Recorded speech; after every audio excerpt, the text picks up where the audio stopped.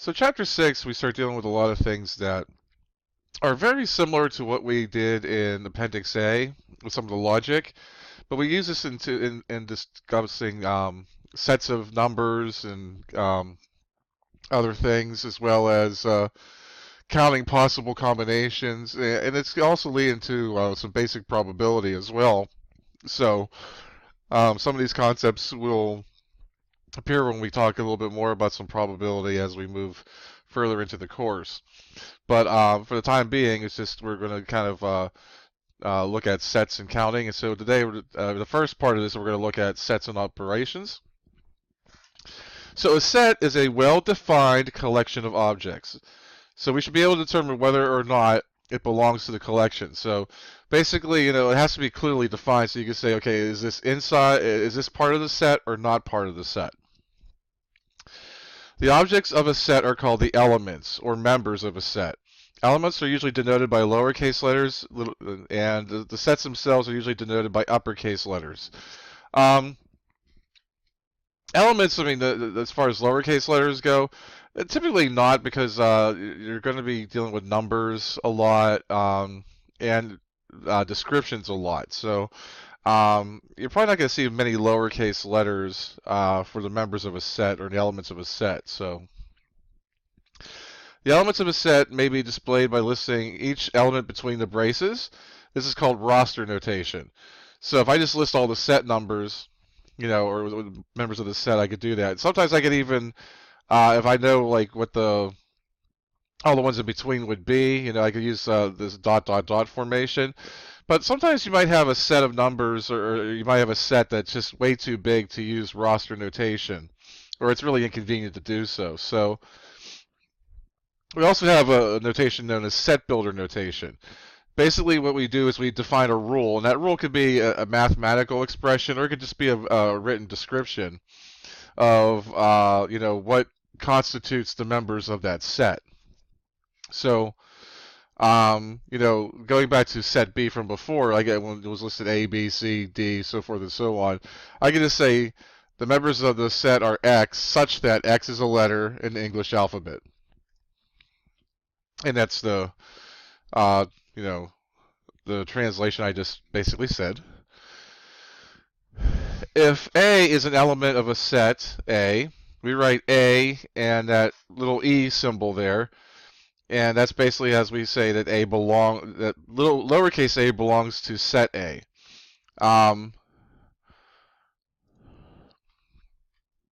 So if we look here, we can see here that if A is the set of numbers 1, 2, 3, 4, 5, we can say 3 is an element of A, but 6 is not an element of A. Set equality, two sets A and B are equal if and only if they have exactly the same elements. So sometimes you might see a big description of a set, and it ends up being like, you could probably say, well, that's just this set again. So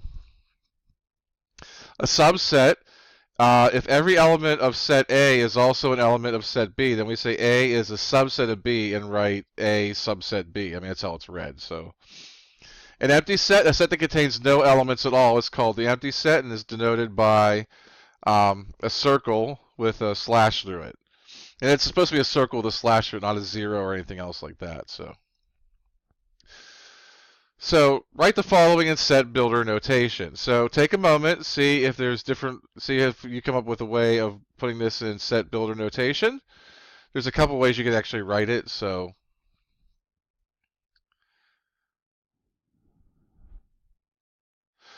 okay, so one way you could definitely write this is you could just simply say that x, such that x is an odd integer and between 1 and 39. You can also say, I'm going to use I can actually use a formula for this, that A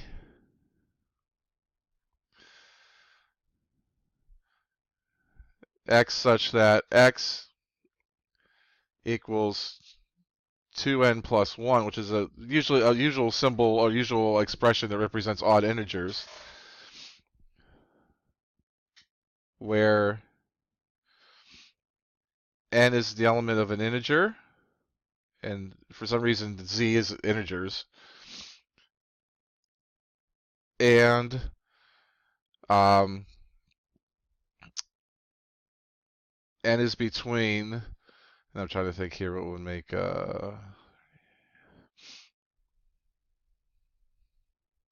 n is between 0 and 19. So if I count from integers 0, 1 through 19 and apply that formula, I'm going to generate the same thing.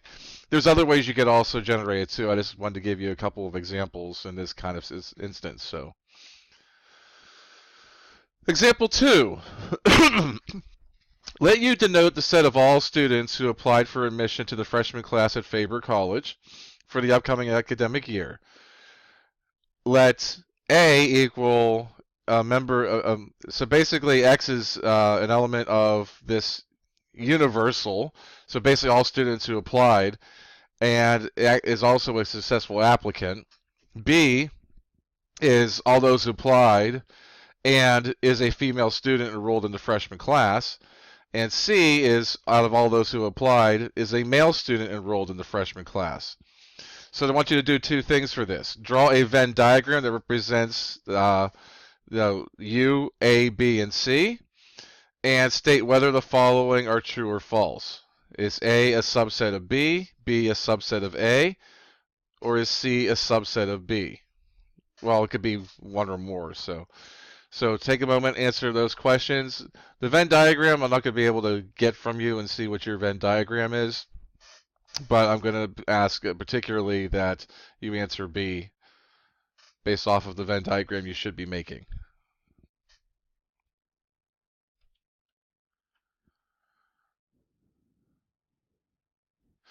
So as far as a Venn diagram goes, usually a Venn diagram, you're used to having circles that intersect each other.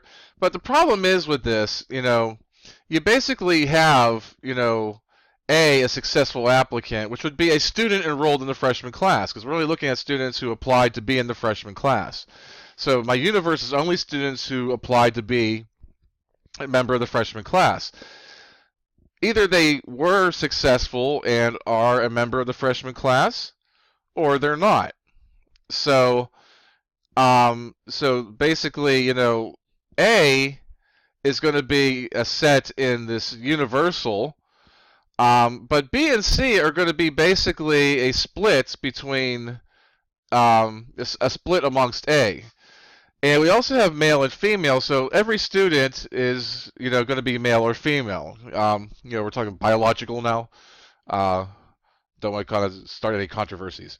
So we're only assuming male or female here. Students who will fall into one or the other. So when I make the Venn diagram, to kind of explain what you're seeing here, my universe is what they usually call it, but for this situation, all students who applied is represented by the rectangle. And you can see I split the rectangle into two parts, male and female. I don't know if it's a 50-50 split, and I don't know how these are split because I would know some actual numbers to do this, but I'm just assuming it splits in some way.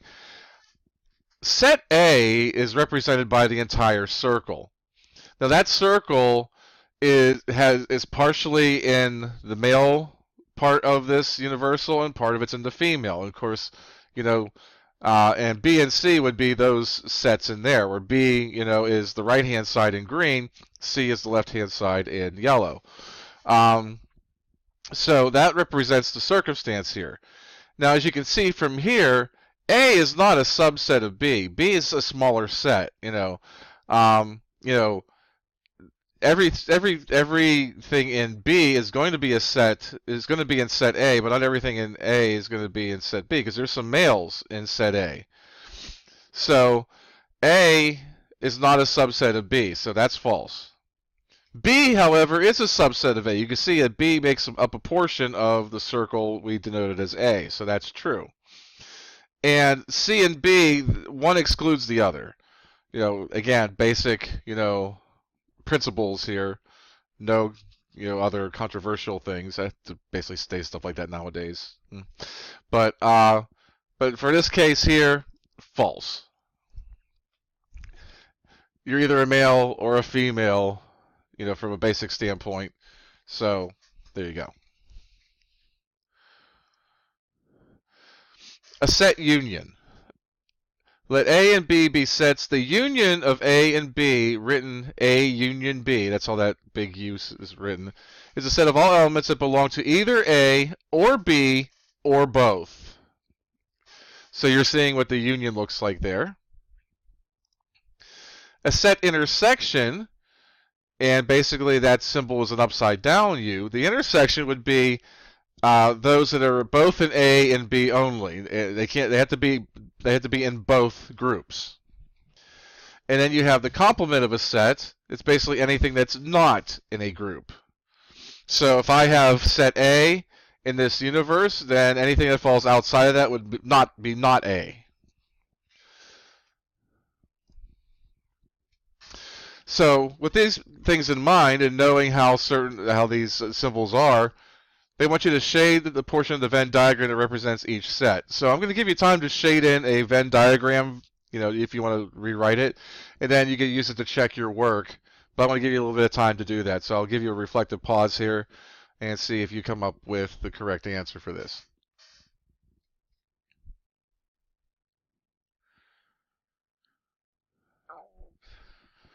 Okay, for A.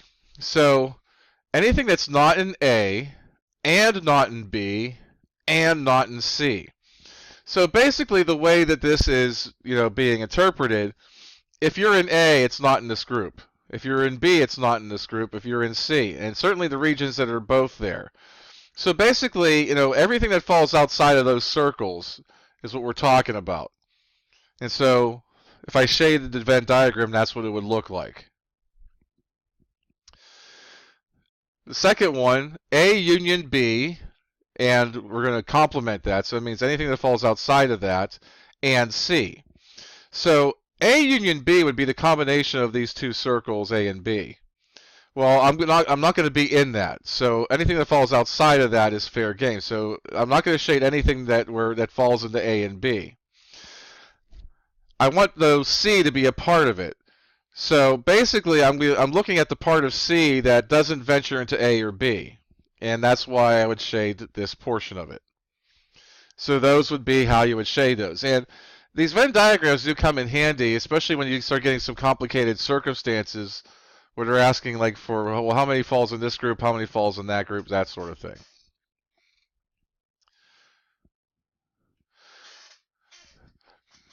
Now, to be able to transfer or basically translate information back and forth, U is denoting the set of all employees in a hospital. And these are being defined. N is basically all people who are nurses. D are all people who are doctors. A, who are all people who are administrators, usually like the heads of departments and things like that. M is male, F is female. And again, we can assume that, if you're not male, you're female. And we're assuming they're not hiring any animals or things like that, so it's all people, whatever the case may be. So when I look at the sets that are being described here, I want to put them in words. So I have a person who is in set D and is also not in set M.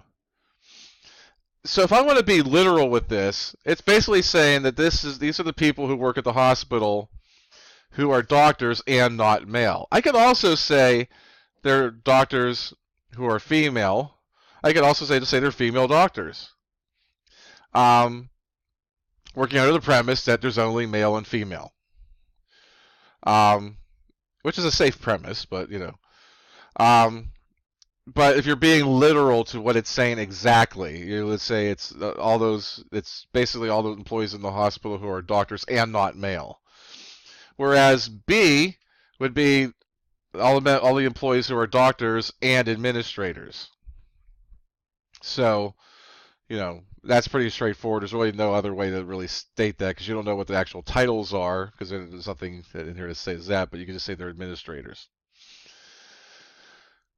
If you look at these rules, including De Morgan's laws, they're very similar to some of the rules that we encountered when we were looking at the logic section. So just using some different symbols. So this is very close to the same type of information. It's just now that we're going to be able to say, okay, well, we have this many people or objects or things, whatever we're looking at in this group, and we have those who are not in this group, and then we're going to be able to say, okay, well, based off of that, well, how many would fall into being in this group, but not that group, and or who's not a member of any of these groups, and things like that. And then from there, we can even deal with probability. So, in a recent survey, readers were asked to name the best U.S. city for Italian restaurants. The results are below. Let A denote the set of cities, that are considered to have the best restaurants by more than 10% of the respondents. Let B be the set of cities that were voted the best by between 10 and 20% of the respondents. Let C denote the cities that were voted best by fewer than 10% of the respondents. Find the following sets. So what I want you to just basically do is list the cities that fall into these various sets. So take a moment, answer the questions regarding these, and then we'll get back to it.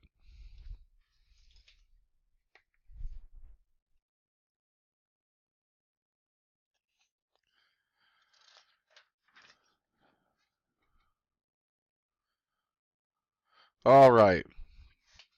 So, as you went through this, I mean, they defined what these were. So, and as you look at this more carefully, you could see that, there was 100 in here, so these are actually percentages as well. So, there was 100 people asked. So when the 42 of the respondents asked, these are the percentages. It also says percentages as well. So, so set A would be, because they were looking for those who had more than 10% of the respondents. So New York, Pittsburgh, Chicago, and Boston were those based on that list. Those that fell in that category.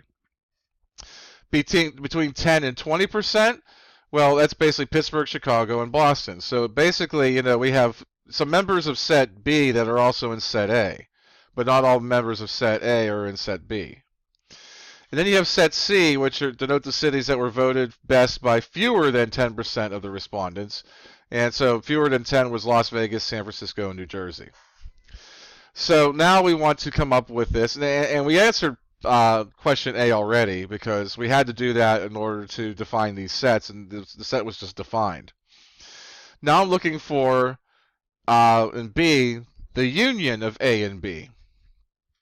Well, the union of A and B are basically, everything that's in set A, set B, or both. Basically, if you look at this, it's basically just set A again, because set A is set B with New York City added to it. So that's really all there is. So New York, Pittsburgh, Chicago, and Boston would be that.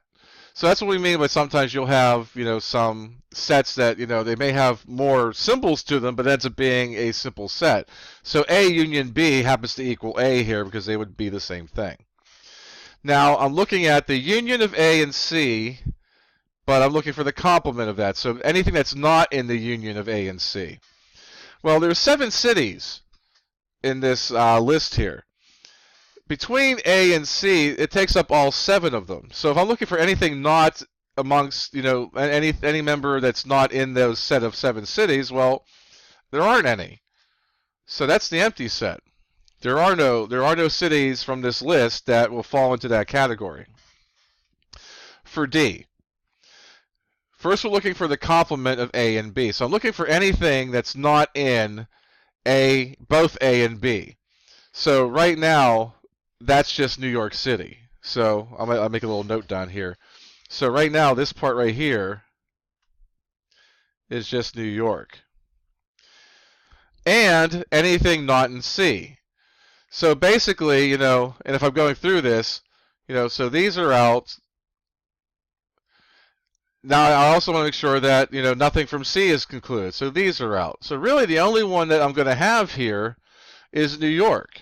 And that's what the answer is. Just a set of New York City. So a 1-member set. In section 2, we want to look at the number of items in a finite set. So we're going to start looking at, situations like this where we're trying to figure out, well, how many is going to fall in to this set. And we use a basic formula here. This formula comes in handy sometimes. It's not the know-all, end-all for everything, but basically, if you're trying to determine what A union B is or A intersect B is, this comes in handy as long as you know the like 3 of the other items that's in this equation.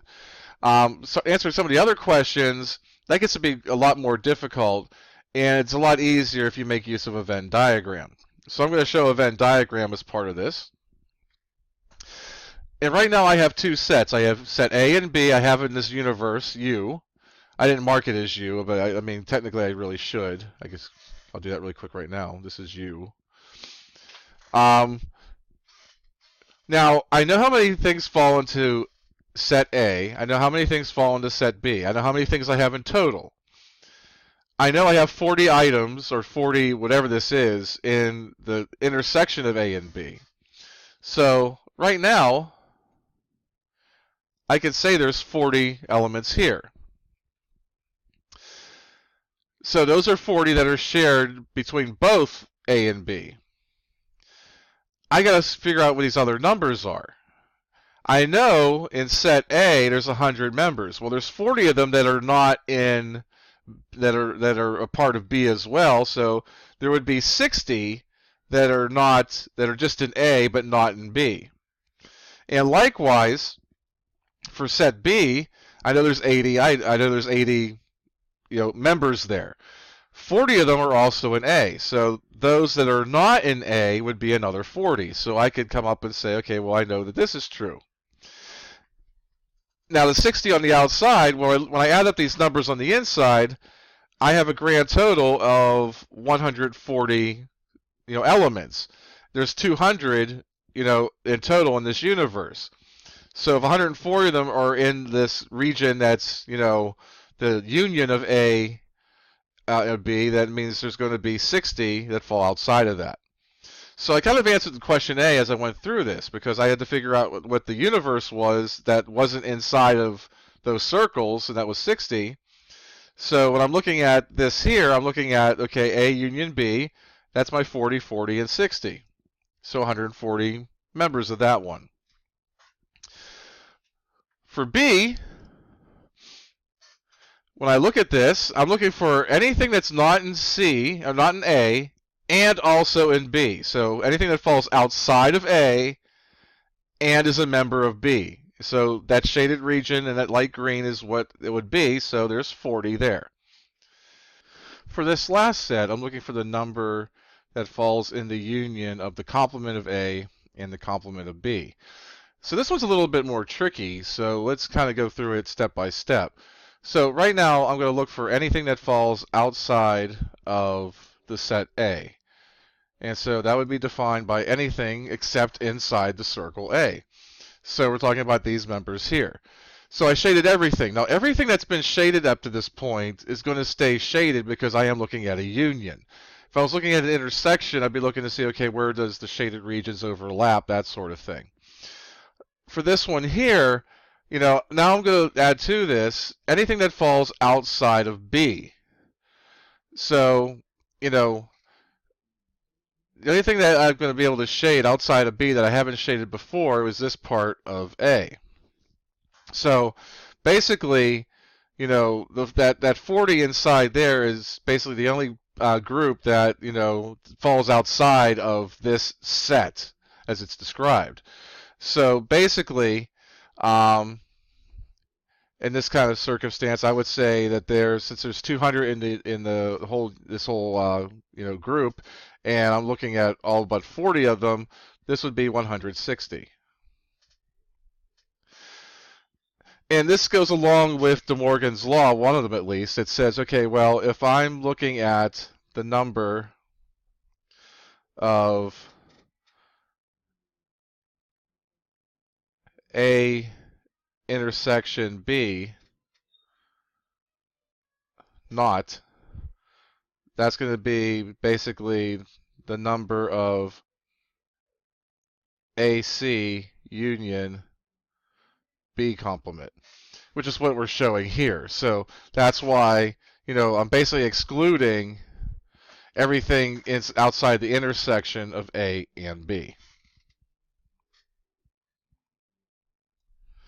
So up to this point, the first example we just did, or previous example, we had that formula, but we really didn't make use of it, and that's because a lot of times Venn diagrams can help me with the information and make it a lot more clear about what I'm talking about. Because if I just use formulas only, that could get kind of mixed up as to what we're actually dealing with.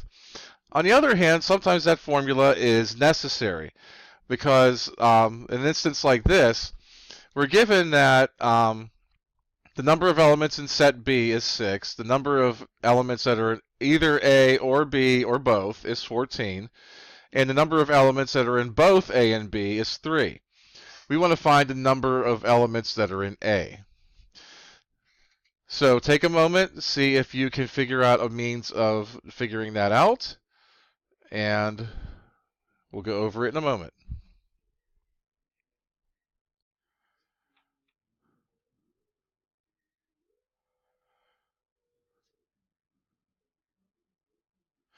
Okay, now I'm gonna briefly demonstrate how to do it with a Venn diagram, but and show that it actually works a lot easier in this instance with a formula. But you could also kind of do it with a Venn diagram, or I haven't done it with a Venn diagram yet, so I'm about to find out if you could do it, because there might be some information that's just not known that you would need to possibly do that. So basically, if I was using the Venn diagram, now I know I have an intersection of A and B.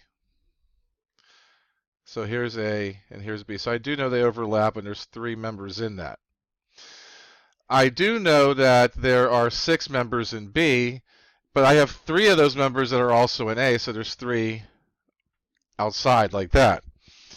We're told that we have a grand total of 14 between both A and B. So anything that falls within the boundaries of these 2 circles, or both of them, should total 14. Right now I have 6, so I know that 8 should fall inside of A, but not in B. And therefore, I could deduce from this that the number that are in A is 11. So it can be done with the Venn diagram. There'll be some instances, though, that you might be given information or not given enough information to use the Venn diagram, so you may have to use formulas to get information to put into the Venn diagram to find other things. So let's use the formula really briefly. And basically, the formula is the number in the union of A and B should equal the number in the elements in A plus the number of elements in B minus the number of elements in A and B. Because when you count these 2 individually, you're going to be counting those that fall in both twice. And so you should subtract away one of those they overlap once in order to compensate for that. So if I follow this formula, 14 equals the number of elements in A plus 6 minus 3. So I have the number of elements in A plus 3 equaling 14, which of course means that the number of elements in A is 11. So either way works, but as I said, there will be some cases that both of them will work. There's going to be some cases where the Venn diagram just makes it a lot easier, but there's going to be some instances that the Venn diagram may not be able to work very well until you get some more information, and that information might more likely be found by using the formula that we used above here. So for example 3, you're given this Venn diagram that has sets A, B, and C, the universe, whatever these things represent, and you can see the numbers. So you have, like, for instance, 7 that are inside of that are part of A but not in B and C. You have 11 that don't fall in A, B, or C, that sort of thing. So what you need to do for this is look at the Venn diagram and figure out what sections that you see here fall into the categories that are described, and determine the number that fall in that set. So take a few moments, answer the questions for this, and then we will go through it.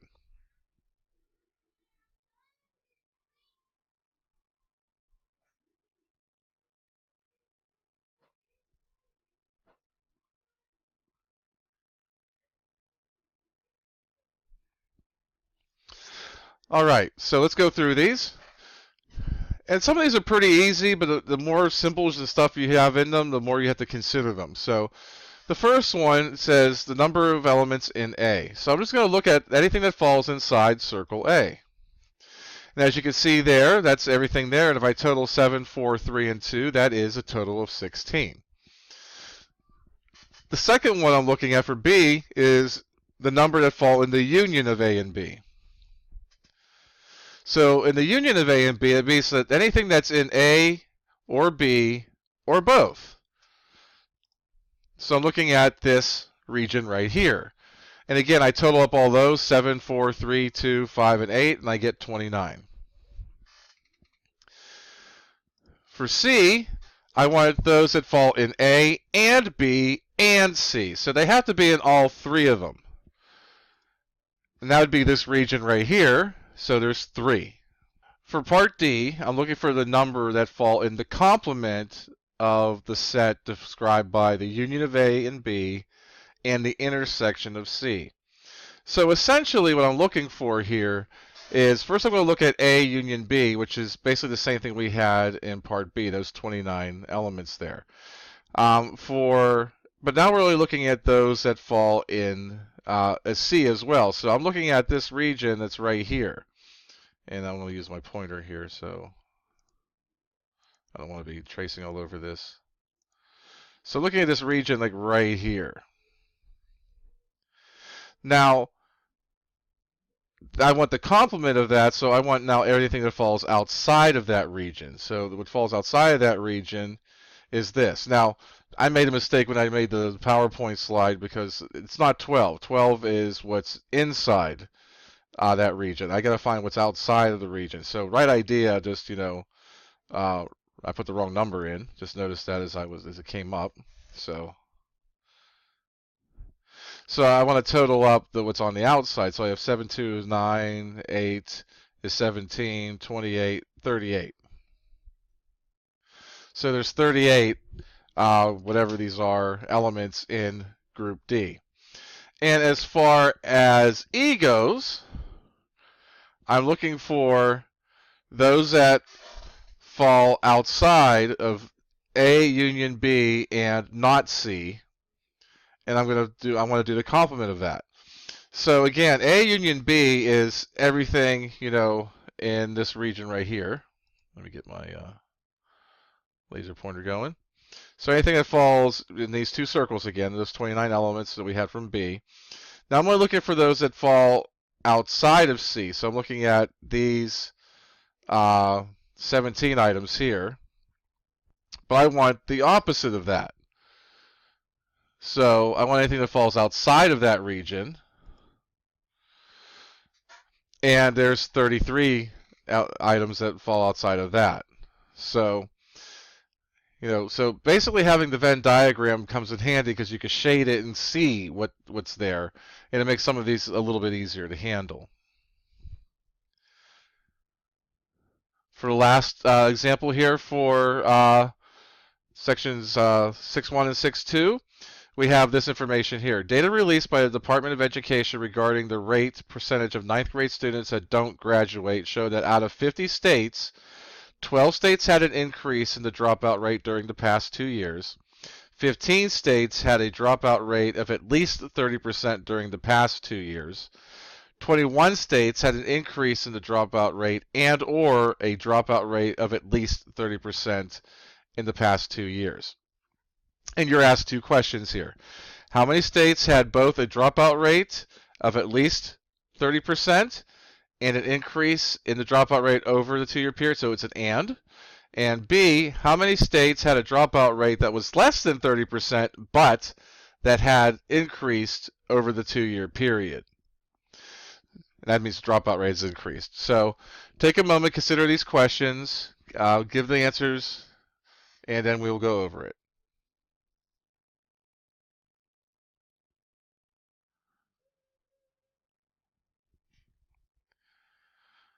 Okay, so for part of, I mean, for this here, I mean, it's going to be a good idea for me to come up with a Venn diagram, so, and define what these are. So I'm going to call, um, those that had an increase in the dropout rate set I, those that had at least 30%, I'm going to call it T for 30, yeah, and those that had one or the other is going to be the union of those two. So I'm not going to define it as a new set. It's actually the combination of these two. Now, one of the things here is I'm having some issues with is, I know how many fall inside I, how many fall inside T, and I know there's a combination of 21 in total, but I really don't know how many fall in both yet. That's kind of hard to do with the Venn diagram alone. So I'm going to use the formula to come up with what the intersection should be, because I don't even know if these things intersect each other. I'm going to probably suggest that they do, because 12 and 15 total 27, and there's only 21 that say that they have one or that are in one or the other or both of these categories. So, and I could probably use that information to figure it out, but I'm just going to kind of put this in more perspective. I'm going to use the formula. And I get that the intersection is 6. So when I start making my Venn diagram now, I know that the intersection is 6.